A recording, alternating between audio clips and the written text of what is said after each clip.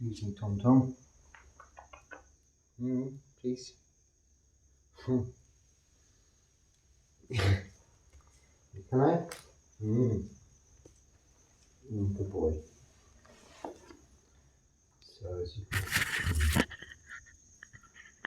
So as you can see, I've got little Tom Tom. He's some kind of puppy. He's following me around rather a lot, and he gets into my robes in the night and twists himself around, as he's just doing right now. Isn't that right, Tom Tom? Now, I did make a little video yesterday. Actually, it was quite a long video, answering some of your questions, catching up, during which there was a call to say the man was coming to change my phone from one phone to another because I was having some problems. And this was okay. Supanyo, the Bhante Dhammarakkhita here, dealt with that. I gave him this other phone to take the call, and he spoke in the local language or Hindi or something. And I started to upload the new video, catching up on all of those questions, long overdue with their answers. And then the man turned up, or at the location where we were to meet him for the swap. So I had to abandon it. I could hardly ask him to wait for 3 hours whilst the video uploaded. And the video was on the said phone, along with a couple of other nice little videos of some cows, of Supanyo doing some gardening, all of these things about the enjoyable sides of monk's life. So this didn't happen, but this is the nature of all things, uncertainty. Mai nai, they say in Thai, or in the Pali, we've got this beautiful word, anicca, which can be translated as uncertainty, but more often than not is considered to mean impermanence, preceding dukkha, unsatisfactoriness, and anatta, non-self, which I also like to think of as things that are out of our control, such as events as yesterday and previously. An undetermined factor when returning to India was the difficulty one has with SIM cards and just generally things that are a little more easy for tourists in other countries are a little more difficult in India for one reason or another. But you can't just simply, as in Thailand, I had a tourist SIM with unlimited data, which made the uploading of these videos very simple, no problem at all. Apart from that, it was very, very slow. This was just down to the location where I was. Now I'm near a city with 5G upload speeds of record unimaginable levels by comparison to where I was in the jungle there, but no access to buying the data. Now, it's nothing to do with the expense, it's cheap enough, but you have to have a friend, someone locally whom has an account and trusts you, or you trust them, for them to be able to top your phone up for you. So it takes, when you're in a new area, a little time to establish these relationships. I formerly had an app which one could use, but that meant you were buying from abroad your data for here, which was a little bit of an expensive way of doing it, I think. I mean, I don't get involved with the money side of things, but I'm always aware and cautious that, you know, even spending other people's money, one must be frugal and careful and mindful, because who wants to waste valuable resources? Anyway, having been in this area for a little time now, And one of the benefits of going on Bindapat, arms round, each and every day, with my trusty bowl. I don't take my trusty puppy with me because I'm worried that he follows me, but he stops at a certain point and comes back here to the kuti, which I'm glad about because I'm worried that a big dog's there might not like him and bite him or something. Anyway, trust me, I don't get attached to these creatures. You know, I had Bong Bong and Bang Bang in the previous kuti, if you remember, who were also my friends, and we form relationships and friendships with other monks, with lay people, and as monks, samanas, wanderers, forever moving on, nomadically, through our lives, these relationships, they come and they go. Things pass, things arise, things pass away. And much like that, as do our relationships. We in Buddhism look at them a more holistic picture of this actual life just being such a moment, arising and passing away, and flowing into the next rebirth, unless we free ourselves from these attachments and ties that we form, we make bonds with, as we grow, as we establish, as we mature in this relationship with life of ours from the moment we're born.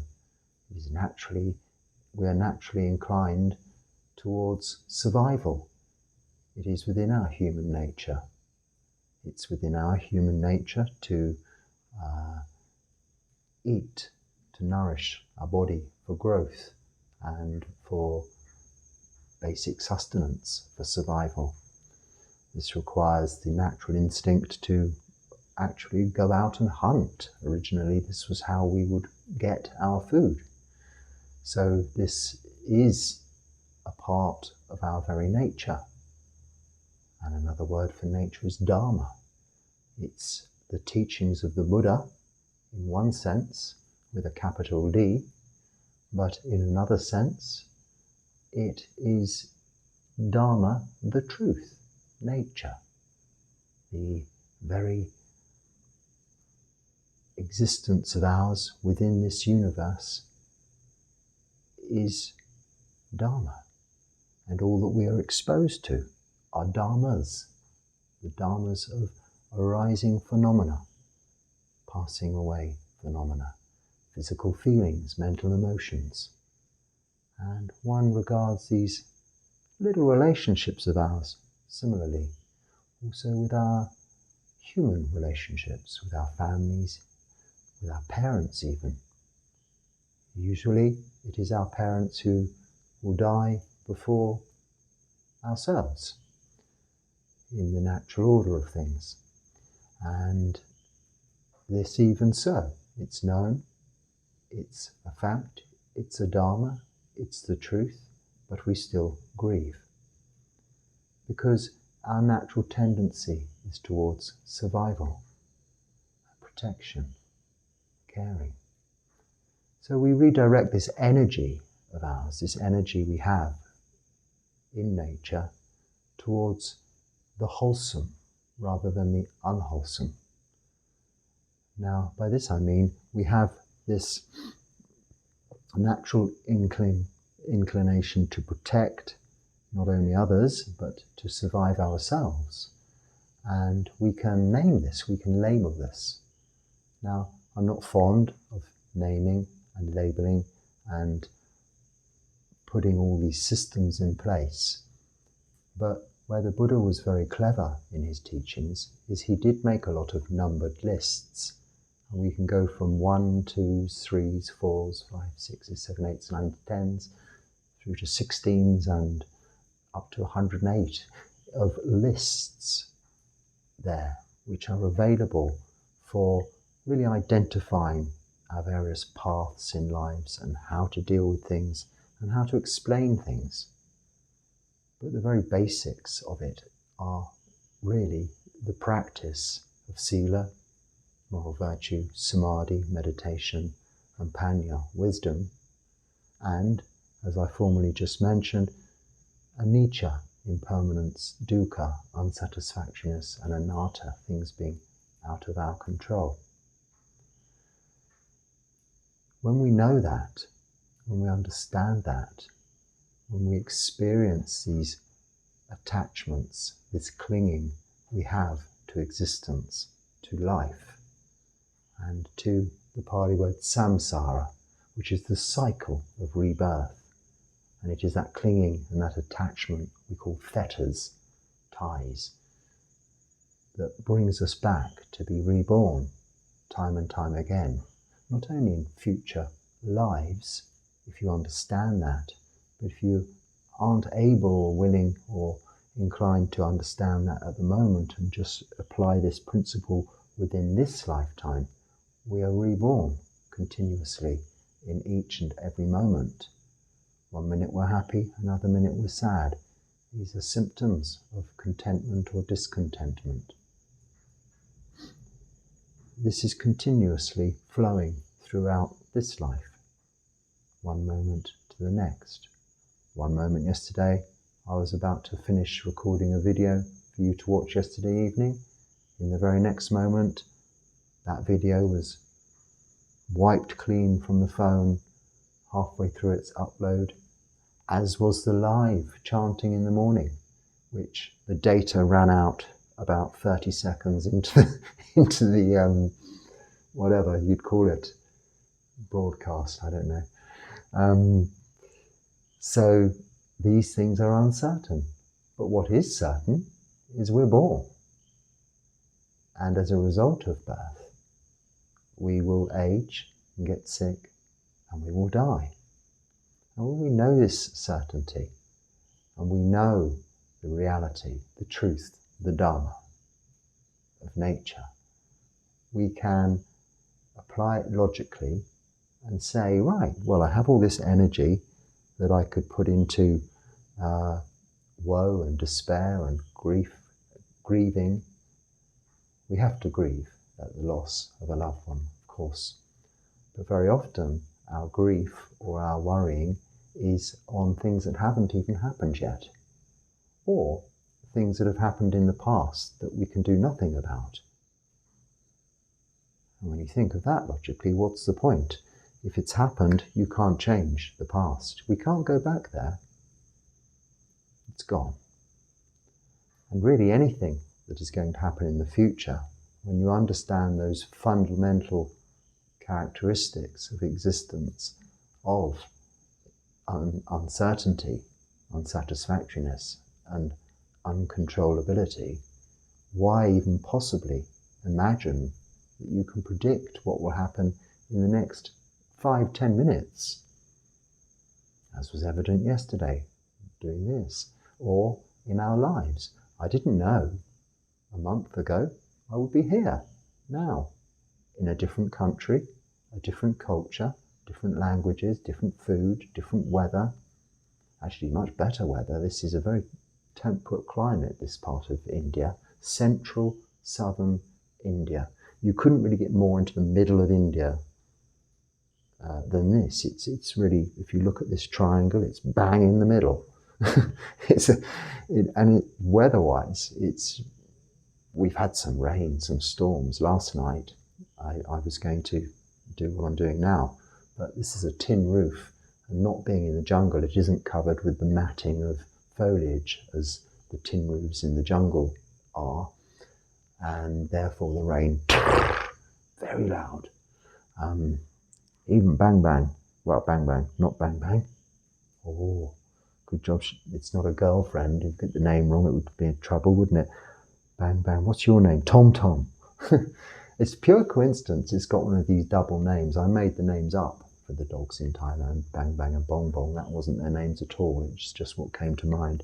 This was named, this dog, Tom Tom, by Bhante Dhammarakkhita, one of my brothers from the main branch. We were ordained at the same time, actually.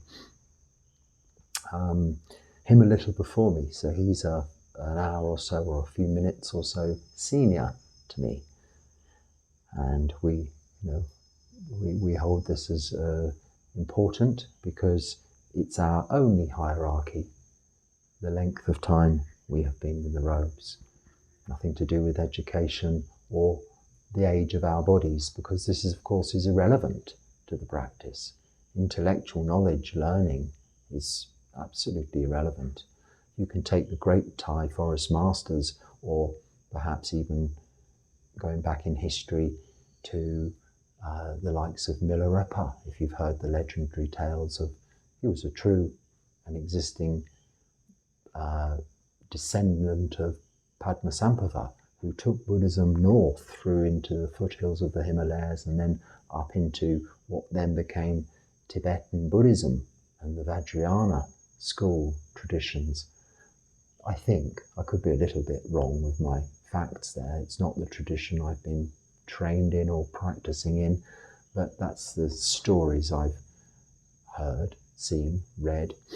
And one of his descendants through that lineage was a poet, a singer, an entertainer, Milarepa, and there's many legendary tales of him. But one of the most famous Buddhists,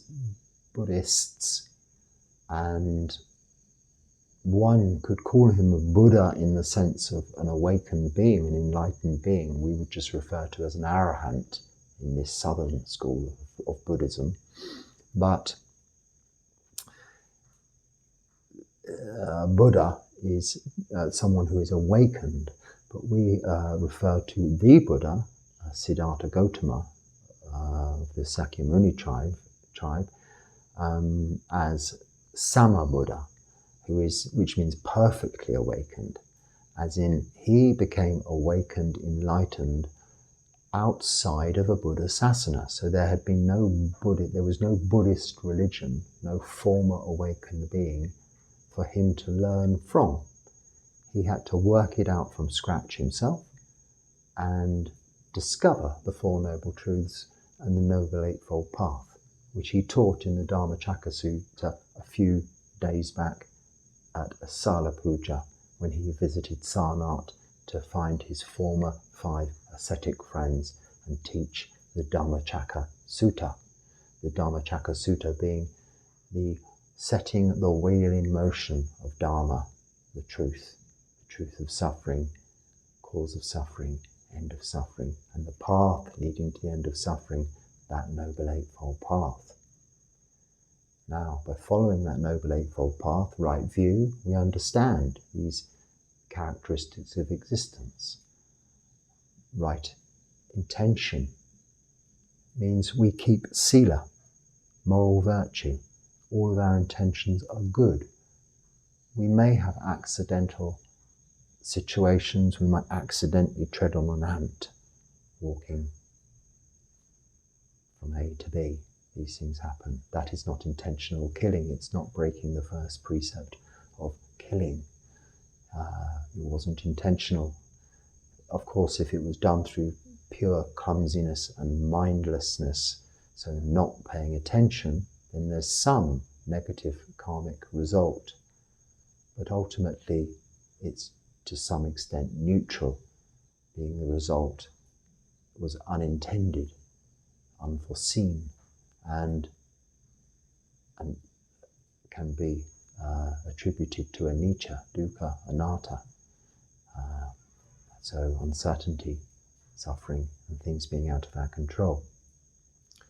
But with right intention, and then comes right speech, the third of the 8 points of the Noble Eightfold Path, we are really learning through this path to practice wholesome acts of body, speech, and mind.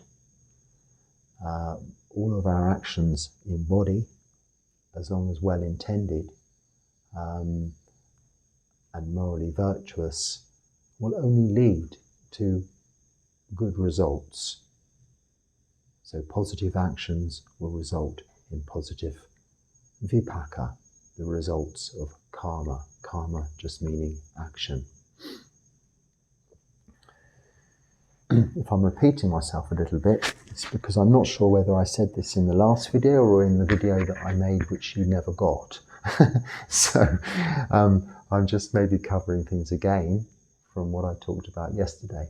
I did manage to answer a few of the questions yesterday, and then, I don't tend to keep records or anything. I just delete the questions after I've answered. They are there in the comments if I were to look through and find them again, but they're gone now, so I can't really go back to them. But I think what I'm talking about today covers most of those things. In fact, I don't know what I'm talking about today. It's unplanned. As all of these talks are. But the point I'm getting to, this Noble Eightfold Path, just continuing after right speech, we have right livelihood. And one of those questions, I think, yesterday, I don't know whether I got round to answering it or not, was about that. And is it okay to be actively pursuing progression in our careers, to be,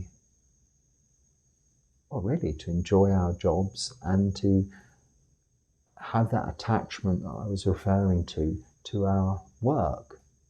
Well, yes. And the question was, are the sutras, do they refer to this? And the answer is yes, in various places. I can't name the sutras particularly off the top of my head. You can actually Google work ethics in the Buddhist sutras and it will come up with a list, because the Buddha did emphasize the priority of our duties to society. And very much the Buddha's teachings are in accordance with our duties to society, even as a monk or a nun who runs away to the forest in retreat, as I am at the moment, in retreat for 3 months, not able to go anywhere. I am still, however, duty-bound each and every day as my right livelihood, my job, and it comes under my livelihood as an alms mendicant, a homeless person relying on the generosity of others to feed me, give me shelter, clothing, these robes, and medicine, my eye drops. These 4 requisites are all I need to live and survive, but I'm wholly dependent on you, lay people all over the world, wherever I may be, and their generosity to provide those, albeit very simple and inexpensive things, but to keep me alive, to keep me able to practice this path of moral virtue meditation and developing wholesome mind states, reducing unwholesome mind states. And this is why he said, monks, you go out every day. You don't live further than, say, 3 kilometers or a couple of miles, 1.5 miles from a village where there are villagers, people living, whom you can walk each day into the village at set hours in order that we don't disturb. We don't go before it's light. We go at dawn, just as it's getting light, so we don't frighten people. Get all the dogs barking, as happens in India. If you go out in the dark, in the night, all the dogs will go crazy. Not this one, I'm sure, but when he's older, maybe. But we go at a suitable time, and then we have a cut-off time, which is noon for our eating, but that's primarily to mean that we're not out all day begging for food. So he's making it very important that we conform to society, but also perform our duties. So in right livelihood, okay, yes, he specifies certain jobs we cannot do, selling alcohol or drugs, selling or manufacturing arms, instruments of doing harm, guns, bullets. It wasn't in his time, it would have been bows and arrows or whatever.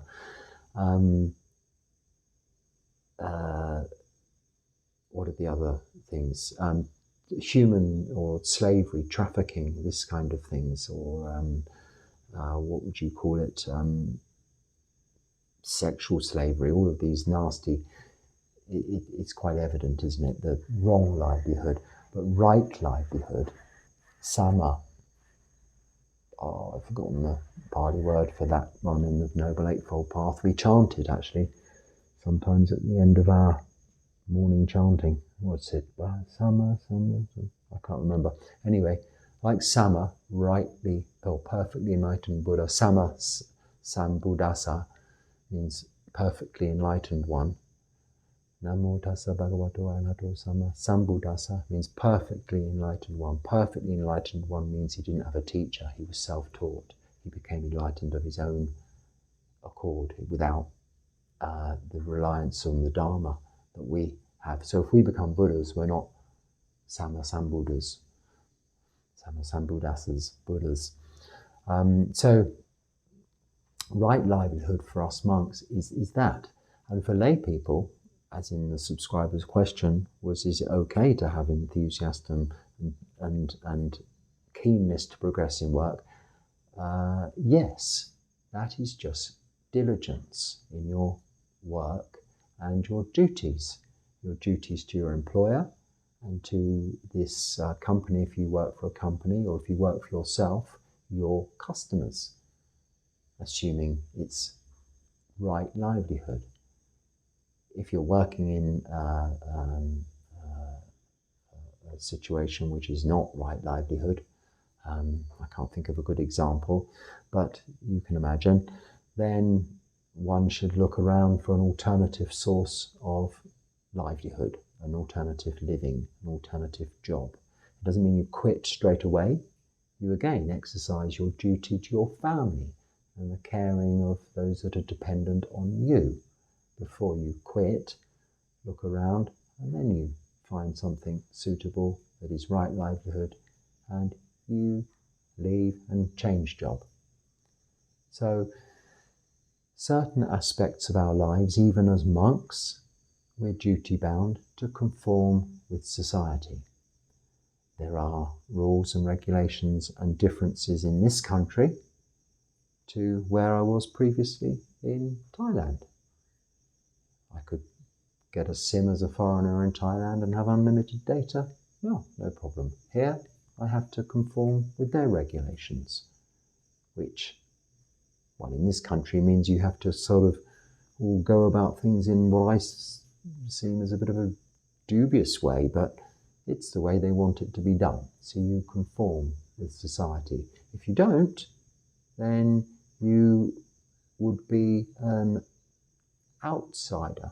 I don't want to use the word outcast because that has other connotations here, but you'd be, it's very different to the practice of being a monk or a nun in the Buddhist tradition or in Buddhism. Becoming a hermit and just disappearing from society and having no involvement with society is something quite different to being a nun or a monk in Buddhism, whereby we are actively involved in society. Like doing this, what I'm doing here, making these videos. Now, clearly I'm not a YouTuber sort of person. I'm a monk, but I don't really have anyone to talk to in front of me each day. And even my daily interactions with people are so few, so limited. The opportunity for me to delight in my experience and understanding of Dharma is very limited. However, this gives me that opportunity to share that delight and that experience of the Dharma with you, the subscribers, or the people that view these videos, whether for a short while or a long while, whatever. If there are people watching, showing some interest, it encourages me to keep trying at it for no other reason than that, for me to have that opportunity to share. We all like to do that, don't we? If we've had some good news, something that's nice has happened to us, say we're going on a holiday, we've just booked a holiday. First thing you want to do is rush out and tell everyone, hey, look, you won't believe it, I'm going to so-and-so on holiday. I've just booked the flight tickets, or you've just got a new car. Oh, look, I've just got a new car. You want to tell people. That's the same with the experience of this practice. You have good, wonderful meditation experiences. You want to share that with everyone, as many people as you can, because it's the delights of samsara. And this life is full of such delights. I've got a feeling this phone, which is balanced on top of a water bottle, is actually very slowly moving away like this, and could very soon fall on the floor and end up a little bit like the last one. But let's hope not. It's hard to tell. It may have always been at that angle. See, by no means a professional in these things, but you know, that is a good example of Dharma, of real life. About halfway through, 2/3 of the way through, 3/4 of the way through yesterday's video, this phone rang.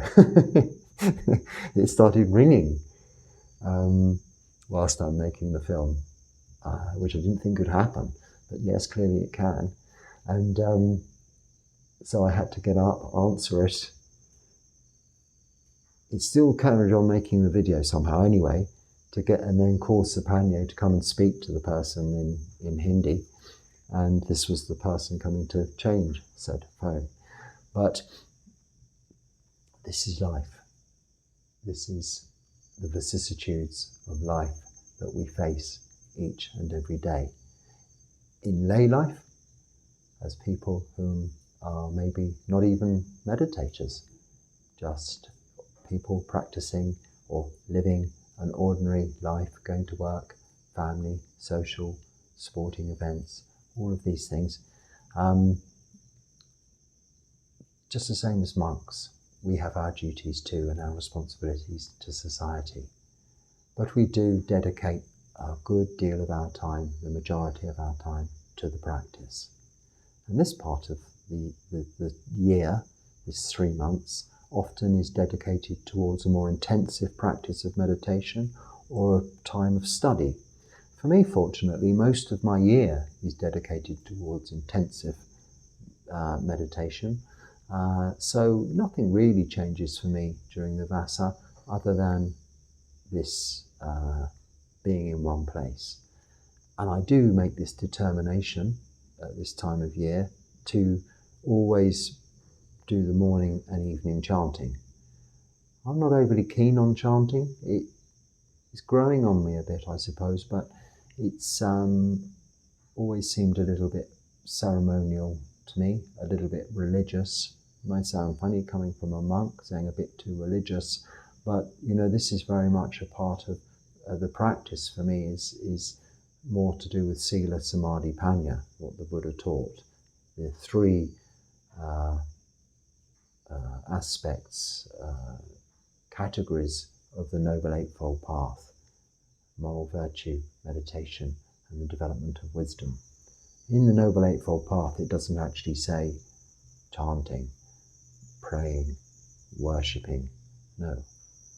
It can be construed from the Noble Eightfold Path as such. You could take right livelihood, or right actions, or right intention, or right speech, or right effort, even right mindfulness, and even right samadhi, as being all about praying, worshipping, and chanting. So, yeah, it's flexible. And we should all do what suits our own personalities as they are, as they have resulted as a result of causes and conditions that make us what we are, all different, all varying. We pick from life, from samsara, what is appropriate, and we practice in such a way. And if chanting's your thing, that's what you do. If studying the Abhidharma is your thing, that's what you do. It's all wholesome activity. If simply sitting in the jungle or in a situation like this, meditating is your thing, that's what you do. And in lay life, similarly, we all do different things. As long as it conforms with the Noble Eightfold Path, you can't go wrong.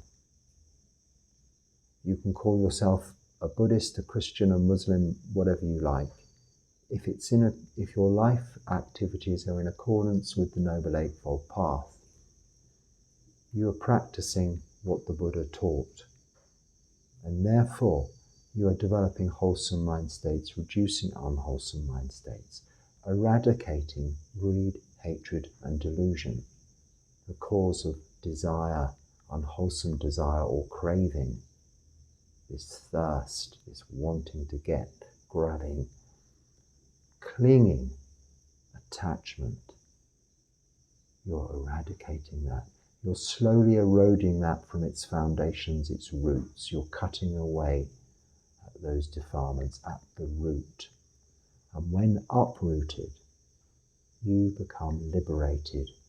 You achieve freedom from suffering within this lifetime, uprooting those defilements from their very base and freeing yourself from the fetters, the ties to samsara, which bring us time and time again into rebirth in a new life, or even within this existence. How often do we come out of a troubled relationship only through desire to go straight into another one, out of a frying pan into a fire? It happens, doesn't it? Not because of logic, but because of desire. And similarly, this happens, this is the happening, this is what the result, this is rebirth. Oh, now you see what's happening. Now this is my alarm. Excuse me.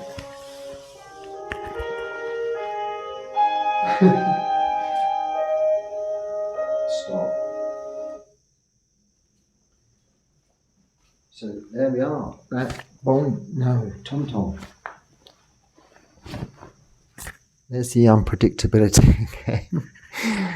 That is my 3 a.m. alarm, which, as you can see, I'm clearly awake before, as usual, practicing meditation. I have an alarm set, actually not always, because this is a new phone, so I haven't turned it off, but it's there, so I can set it. I put it there, or it's come from the other phone. When you do whenever all the stuff on the old phone comes on the new phone, it all goes on the new phone, I think, but it's never quite right. You've got to turn things off like this. So that's my 3 a.m. alarm saying, Bhante Dhammarakkhita, or whatever your name is. I'm Bhante Dhammarakkhita in this country.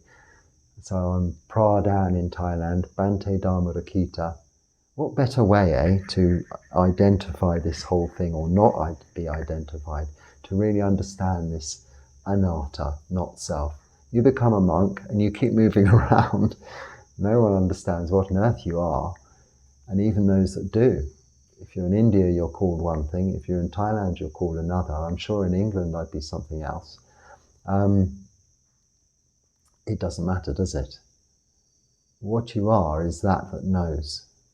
That knows you are in this situation, but the situation isn't even that important.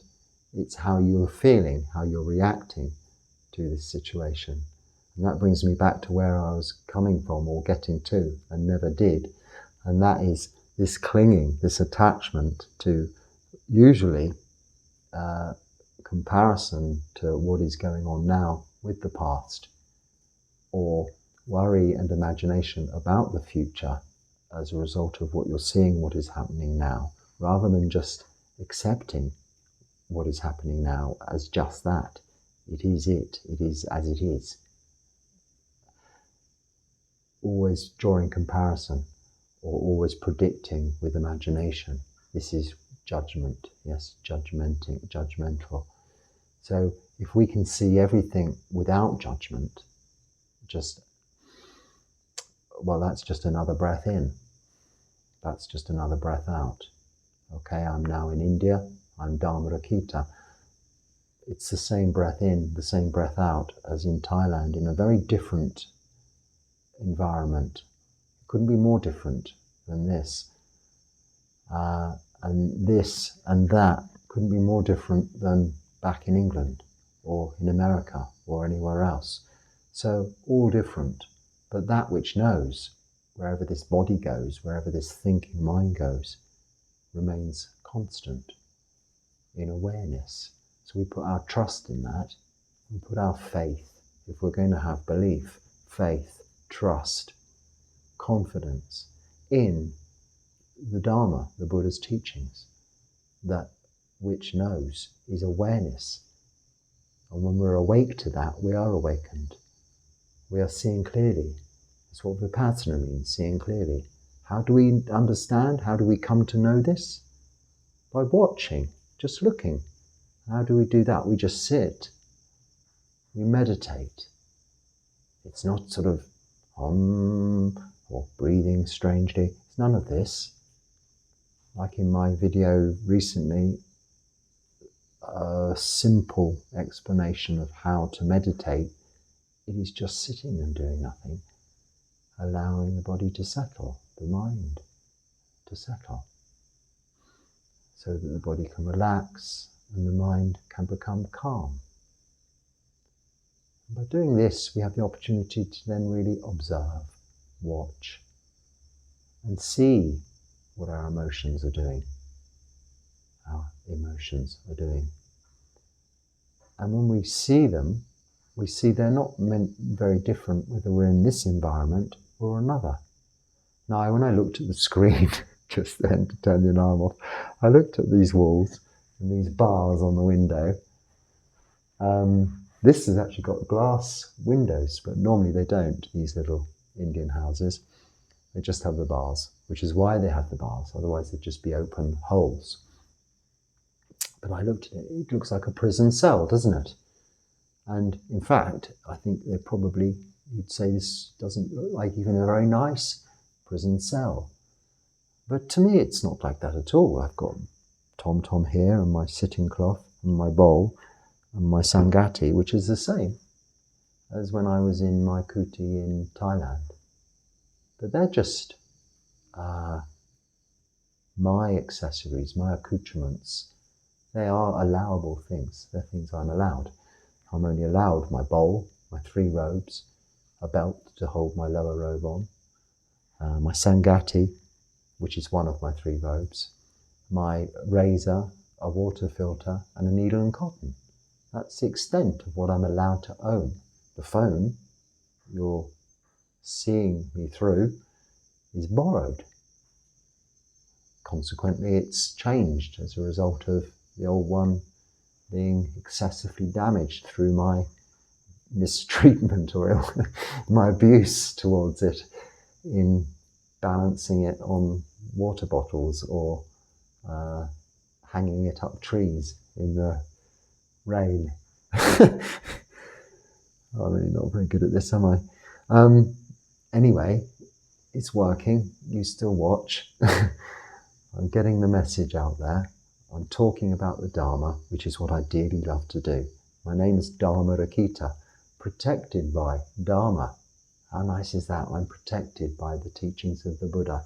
It's also begins with D. Our Pali name is often, I think it was just chance here, but in Thailand your Pali name is often chosen with the same letter as your, or maybe that's just what the Western side has picked up as a thing. But yeah, so if your name's Dan, as mine is, you become Dhammarakkhita, beginning with D. Tom Tom doesn't have a Pali name. Tom Tom, you see, this is what Tom Tom does. Sleeps a lot. And then he'll spring up soon and bounce around for a little while with his wobbly head. He's like one of those wobbly dogs in the backs of cars they have. I don't know why he wobbles so much. And then he'll go back to this curled up on me somewhere. But he's nice company. He's clean, friendly, and he chews this mat a little bit, but fortunately he's not chewing my robes yet, because that does get problematical. I think I mentioned yesterday in the video, when he wraps himself up in my robe in the night, and then when I get up I have to be very careful because of his little nails get into the material. If we make a hole in our robes, this is why we have to carry as one of our requisites a needle and cotton. It is in the Vinaya, our rules, that hole, if it's more than a diameter of a matchstick, haven't got a matchstick in there, but that's very small, it must be sewn, repaired, before dawn. So if this was to happen in the night, technically, I'd have to, in the dark, although I've got a light, proper lights in here, when the electricity's on, that is, then I'd have to sew this before dawn, dawn is the beginning of a monk's day. And dawn is determined by, if you're outside with no artificial light, being able to see the lines in your hand unaided. So just from the sun coming up. So not in a full moon or something like that, because that would illuminate too. Usually the moon's gone down just before the sun's coming up. You can just see the lines in your hand. That's how we really determine dawn without a clock or an alarm like that to tell us. So this would be a problem. So I say, Tom Tom, I've got to now get up and I have to unwrap him from my robes, because I use these robes as a kind of sleeping bag as well on this floor. But you see, it's all the same. This prison cell looking place is the same as I could be in a 5-star luxury hotel in the Maldives or something like that. For me, it will be the same.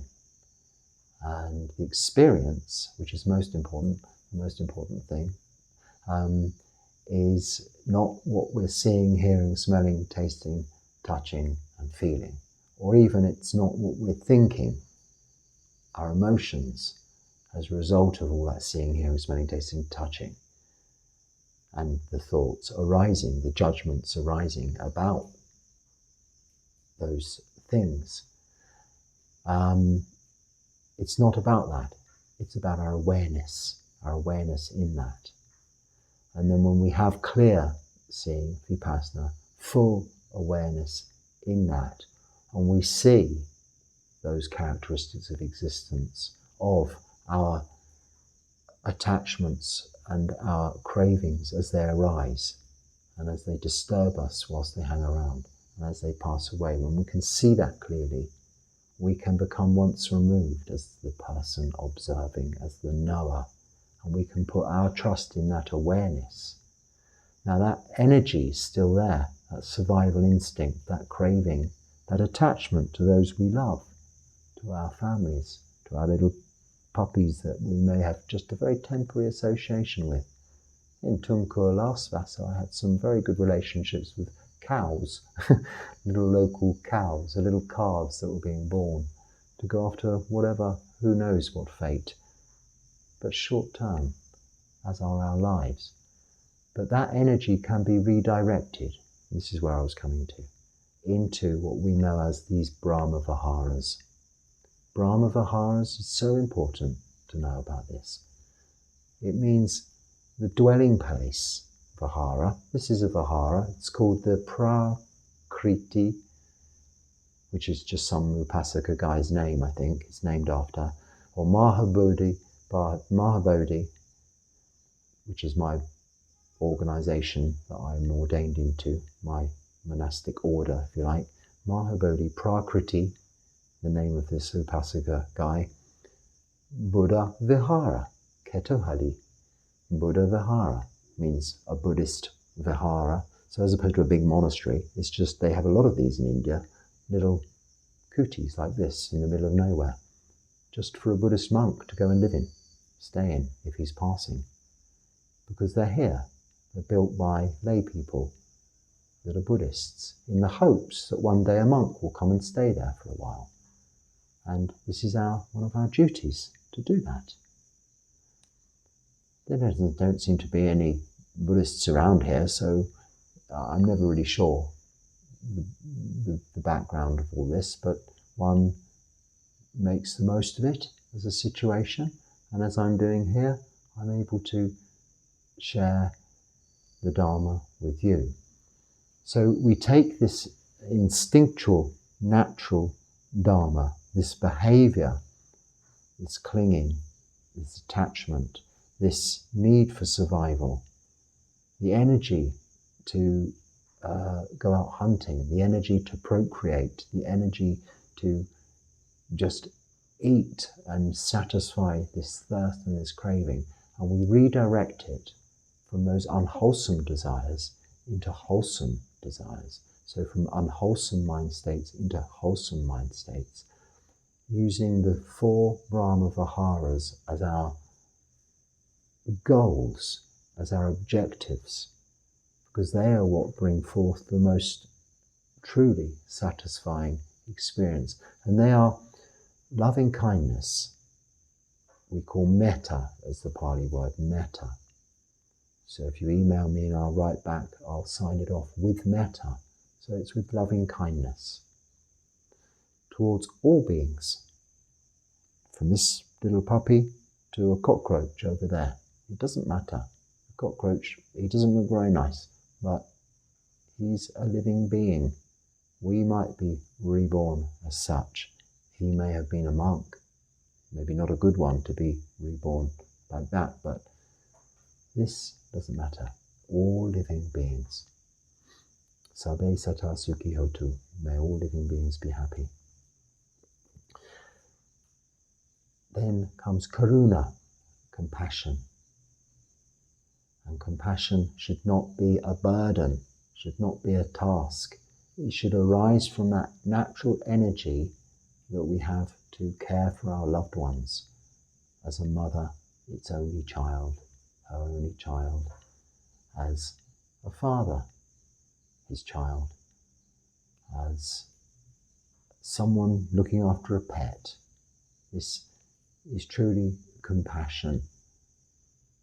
It's not marching down the high street with banners saying save the planet. This is all good too, but that isn't really compassion. That's burdensome. That's troublesome for yourself. It's causing more suffering. But caring for others compassionately is true compassion, and we call that karuna. Then joy for others. So having joy in other people's happiness, contentment, other people's success, other people's pleasure, you having joy for that, we call mudita. They translate it as sympathetic or empathetic joy. It's just joy for others, mudita. And then finally, as a result of these 3 areas of loving kindness, compassion, and joy for others, we are looking for our own benefit and others to develop upekkha, which is equanimity. So that is this ability to see with awareness, trust in awareness, so that we are not reacting judgmentally to all that arises. We simply know it as just that. Okay, I'm living here now, it's just that. Next week or in a few months' time I might be living somewhere else, it'll be just that. What remains constant is that which knows. What remains the same, what isn't anicca, what isn't dukkha, what isn't anatta, or what is actually is anatta, because it is not self, is that which knows. In Thai it's puru, in Pali citta, citta, C-I-T-T-A, citta. This is really your mind, if you want to just put an English word to it. But it's an aspect of your mind, it is awareness. And we put our trust in that. And we direct our energy into loving kindness, compassion, joy for others, and maintaining equanimity. I think that's time up for Tom Tom and I. And I hope there's something useful in there for you. Very unplanned at a strange hour of the day. Hopefully I'll have time now, with the benefit of some late night free data I think there might be on here now, to upload this for you to see tomorrow. So, namaste and namo buddhaya. May you be happy, may you be well, and may you enjoy your practice and progress happily on the path to Nibbana. Is that okay, Tom Tom? Are you finished? Yeah, that's it.